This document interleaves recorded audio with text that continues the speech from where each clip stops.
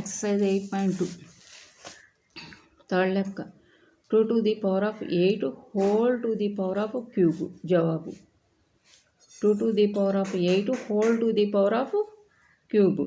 We know a to the power of m whole to the power of n is equal to a to the power of m into n.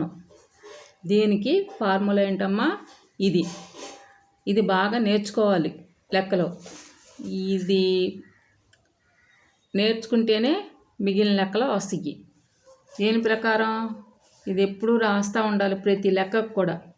Simplify the following by using laws of exponents. దీని ప్రకారం మనం చేస్తున్నాం అన్నమాట. Base 2 అయితే ఇక్కడ a, exponent వెయ్యి, base exponent m into n. అర్థమవుతుందమ్మా? ఇక్కడ బేస్ 2 ఎక్స్పోనెంట్ ఏంటి 8 3 అంటే ఈ లెక్కను బట్టి ఈ ఫార్ములా వేసుకొని చెయ్యాలి లెక్క ఎప్పుడు కూడా. ఈ మట్టికి మర్చిపోకూడదు. మనకి ఏ లెక్కకి ఏ ఫార్ములా వస్తుందో గమనించుకోవాలి. గమనించి టక్కని చేసేయాలి. చూడండి, 2 to the power of 8 whole to the power of cube is equal to 2 to the power of 8 into 3 is equal to 2 to the power of 24. 24 ఎట్లా వచ్చిందమ్మా?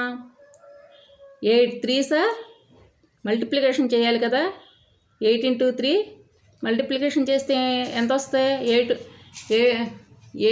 3s 24. 8 3s ఎంతమ్మా? 24.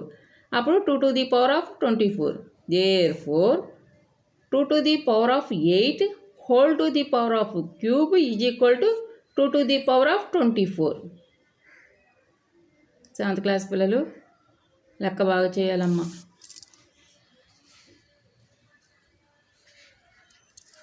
4th లెక్క చెప్తాం.